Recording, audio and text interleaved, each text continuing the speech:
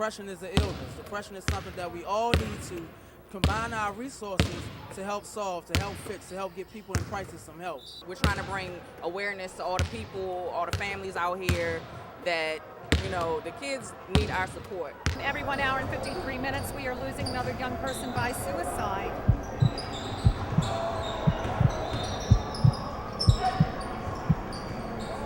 And I am here at this amazing event that is focused on bringing awareness to suicide prevention. And I'm just so excited to be here. And I have with me the man of the hour who has put this event together, Mr. Ed Kittrell. Tell us what's going on today, how important is this event, and why you even have decided to do this. Right. Well, primarily what I'm doing is trying to raise awareness to suicide. I don't know if a lot of people know this about me, even some of my friends don't know. I'm a 3-time suicide attempter. I suffered from depression for several years, and for me it's just a way to show people that you can make it through these trials and tribulations that you're going through. My daughter's 14 and she tried to commit suicide last year. So it hits home for me, you know what I mean? So I have my partner Ed Kittrell for One Life, and he had a best friend that passed away also, from committing suicide. It's very important that we save our youth and our adults that are suffering from depression, and suicide. My name is Paige Gilmore. 2 years ago this February, my brother Christopher Allen, who is 37, died by suicide. I have some pictures here with me. After he died, my mother and I started an organization, the Christopher Foundation, and what we really focus on is suicide survivor support and suicide prevention education. Well, the message of prevention should be reached out to the community, and these type of events help to bring education and awareness to adults as well as to children that there's another alternative to suicide or even addiction through communication, that there are doors open and agencies and resources available for them to help them cope with what they have to go through today. I am the founder and executive director of Speak. Speak was founded in 1999. I am also a survivor. I lost my sister Laura 18 years ago by suicide, so I've been doing this for 18 years. I am the spokesperson for suicide prevention in the state of Maryland, also known nationally. Also public speaker, published writer, and an activist fighting for our young people's safety.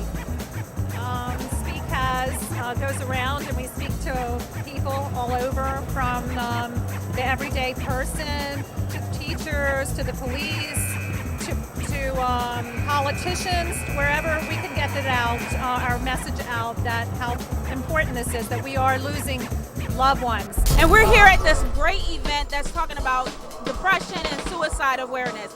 So I have some people that are here. Why don't you tell us your name and tell us why you're here and about this exciting day. How you doing? My name is Rakeem Harris, here representing One Life at a Time. Sky's the limit. Here for this event for suicide awareness in the community. All right, great. My name is Rhea Clark. I'm here to represent One Life at a Time. I have a nonprofit organization called Circles, a wellness group for women, and this is some of the things that a lot of us women go through that I want to come out and support my boy. How you doing? My name is Angelo. I'm here representing One Life, and I have my nonprofit organization, Saving My Little Homies, where I mentor problem teens in DC and PG County. All right, so you guys are all here really supporting One Life. What do you hope to accomplish from this event today? What do you hope comes out of it? We hoping that we can, first of all, give some people that's going through any type of depression or suicidal thoughts or anything, give them an outlet, let them know that they're not on their own when they have to deal with things like that. And also do something for the youth in the community and let them know that, there are options and there are, outlets for that type of, problem. I'm also out to support it, to make sure that we can reach out to our young people and our young women, that they're just like us. And we go through things in life that we have to learn how to overcome. And it's good when you have a great support system and an outlet to come out and support each other, because this is what we do. We all got to come together and look out for one another. So there's different outlets that each one of us can go to when we have a problem for any type of reason.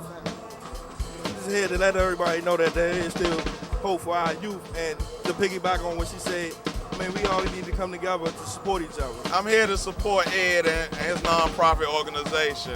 Our friend Kenny Riley, who he hung himself, he was my best friend, and we've grown up since second grade together. And we didn't have no clue that he was going through so much drama and depression in his life that we would have ever thought it would have came to that.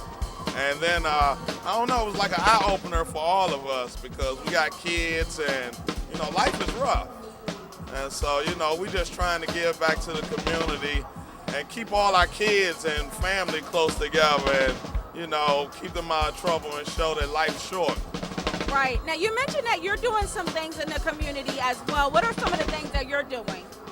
Okay, well, what I do is I throw parties and different events, and 3 times a year we throw a big field day for the kids where we'll do kickball, dance contests, little activities just to show them, you know, that it's another way that you can live life positively.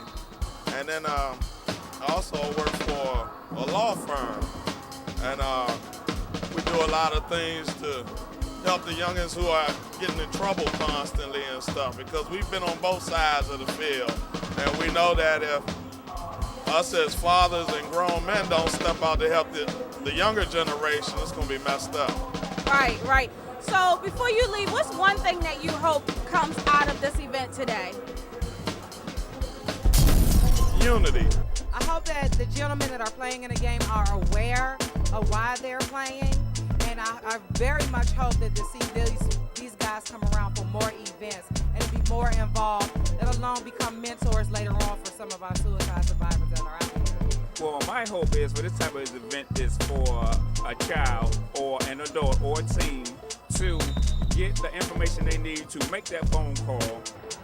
With this event, Ed and One Life, they're really just going into a community that doesn't traditionally talk about depression, doesn't traditionally talk about suicide, and he's getting to young people, young adults, teenagers, and talking to them about what they can do and about the fact that they can talk to people about how they feel, that that's something that you need to do, because if you hold it all in, it just gets so much worse. And that's really why this event is so important. This is the second time that he's done this, the second year, and One Life is really just making their mark on the community with what they're doing with young people today.